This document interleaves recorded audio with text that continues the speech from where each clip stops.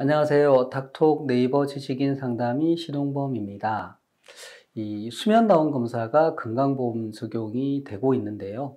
이 불면증인 경우에도 수면다운 검사, 건강보험, 국민건강보험 적용이 되느냐에 대해서 이제 궁금해 하시는 분들이 계시는 것 같습니다. 2018년 6월부터 국민건강보험에서 이제 수면다운 검사가 보험급여 적용이 됐는데, 그 규정을 읽어보면 첫째, 이제 수면무호흡증이 있는 경우가 가능합니다. 수면무호흡증.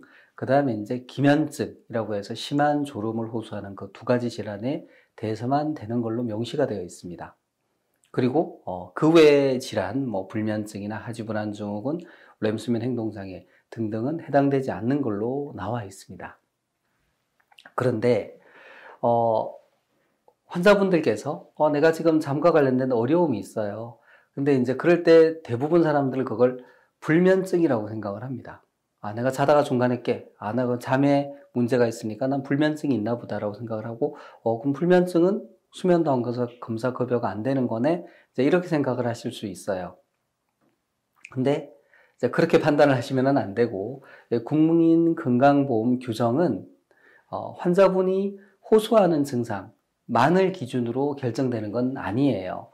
환자분들이 이제 호소하시는 불편한 증상에 대해서 의사가 문진을 해서 그 얘기를 듣고, 또 그 환자의 어떤 기도 구조라든지 기타 다른 의학적인 상황을 종합적으로 판단을 해서 수면다운 검사에 대해서 건강보험 적용을 시킬지 시키지 않을지를 결정하게 되어 있습니다.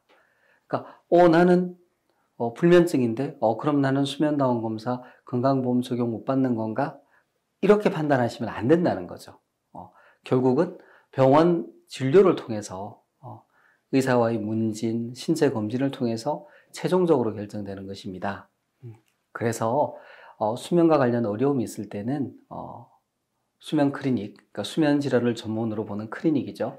를 방문을 하셔서 의사분을 만나셔서 진료를 받고 문진을 하시고 진찰을 받아보시고 나서 건강보험이 적용되는지 안 되는지, 내가 어떤 질환이 가장 강하게 의심이 되는지를 보고 거기에 따라 이제 적용을 받든지 혹은 이제 받지 못하게 되든지 하는 것을 판단하시면 될 것 같고요.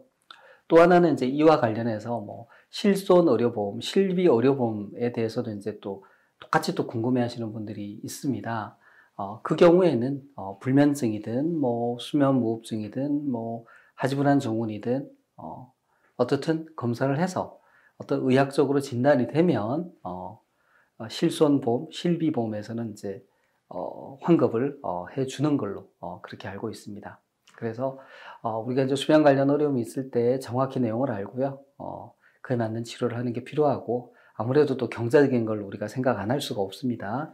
그래서 국민건강보험 이렇게 적용이 되고, 또 어떤 질환으로 이제 진단이 되고 나면 실비의료보험도 적용받을 수 있다라는 점을 말씀드리겠습니다. 이상입니다.